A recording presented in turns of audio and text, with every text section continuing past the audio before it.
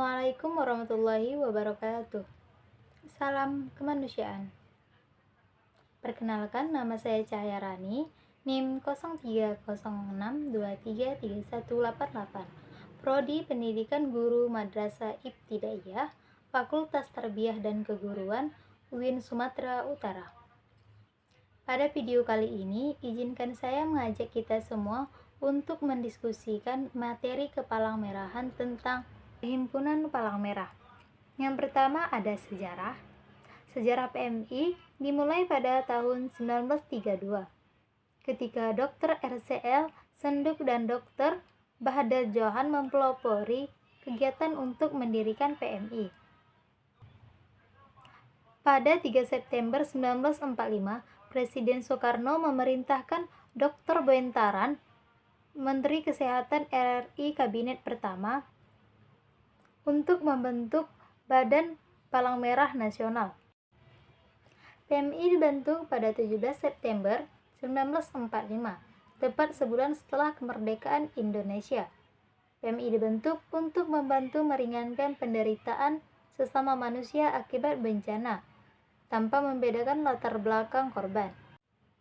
PMI mendapatkan pengakuan secara internasional pada tahun 1950 dengan menjadi anggota Palang Merah Internasional.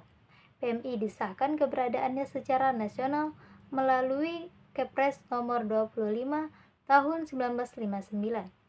Kegiatan PMI diperkuat dengan Kepres nomor 246 tahun 1963. Pada tahun 2018, kedudukan PMI diperkuat lagi dengan Undang-Undang nomor 1 tahun 2018 tentang Kepalang Merahan. Kemudian ada dasar hukum PMI. Dasar hukum Palang Merah Indonesia adalah Undang-Undang nomor 1 tahun 2018 tentang Kepalang Merahan. Undang-undang ini mengatur penggunaan lambang palang merah atau bulan sabit merah Indonesia. PMI juga terikat dengan prinsip-prinsip dasar Gerakan Palang Merah dan Bulan Sabit Merah Internasional. Selain itu, PMI juga berdiri berdasarkan keputusan Presiden nomor 25 tahun 1950 dan dikukuhkan kegiatannya sebagai satu-satunya organisasi perhimpunan nasional yang menjalankan tugas kepalang merahan melalui keputusan Presiden nomor 246 tahun 1963. PMI merupakan organisasi kemanusiaan yang berstatus badan hukum. PMI dibentuk oleh pemerintah dan mendapat tugas dari pemerintah, namun tetap merupakan lembaga yang independen. Kemudian ada asas dan tujuan PMI. Asas dan tujuan Palang Merah Indonesia adalah: asas PMI berdasarkan Pancasila, sedangkan tujuan PMI bertujuan untuk meringankan penderitaan sesama manusia tanpa membedakan latar belakang korban.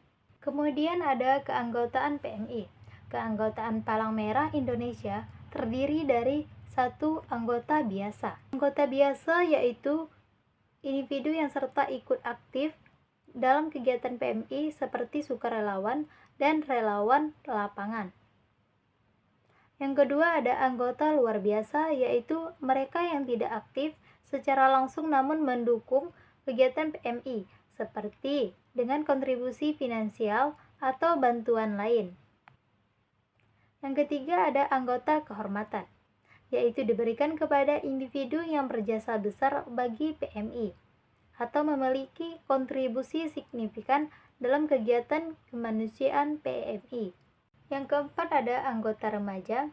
Anggota remaja PMI adalah kelompok usia pelajar dari tingkat SMP hingga perguruan tinggi. Mereka aktif dalam kegiatan kemanusiaan, kesehatan, dan sosial seperti pertolongan pertama, tanggap bencana, dan edukasi kesehatan. Kemudian ada struktur Palang Merah Indonesia.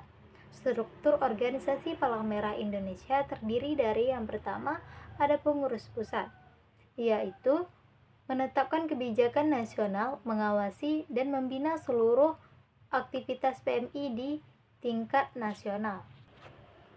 Yang kedua ada pengurus provinsi, yaitu bertanggung jawab kepada pengurus pusat dan memiliki tugas untuk membina serta mengordinasikan PMI di kabupaten dan di kota wilayahnya. Kemudian ada pengurus kabupaten atau kota, mengelola PMI di tingkat kabupaten atau kota, melaksanakan kegiatan operasional di wilayahnya dan bekerja sama dengan pemerintah daerah dan menangani kegiatan kemanusiaan. Yang keempat ada unit PMI di kecamatan. PMI ditingkatkan kecamatan yang mendukung kegiatan di wilayah yang lebih kecil dan memberikan bantuan langsung ke masyarakat setempat. Yang kelima ada Korps Sukarela atau KSR dan Tenaga Sukarela atau TSR. KSR adalah unit sukarelawan mahasiswa atau pemuda, sementara TSR adalah tenaga sukarela lainnya yang terlibat dalam kegiatan operasional di PMI lapangan. Yang keenam ada Satuan Pelajar.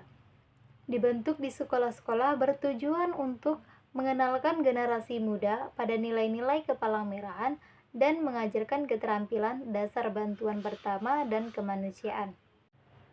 Kemudian ada perbendaharaan. Perbendaharaan PMI terdiri atas dana kas dan setara kas. Yang kedua ada barang bergerak, yang ketiga ada barang tidak bergerak, dan keempat ada surat berharga. Sampai di sini video saya. Terima kasih. Assalamualaikum warahmatullahi wabarakatuh.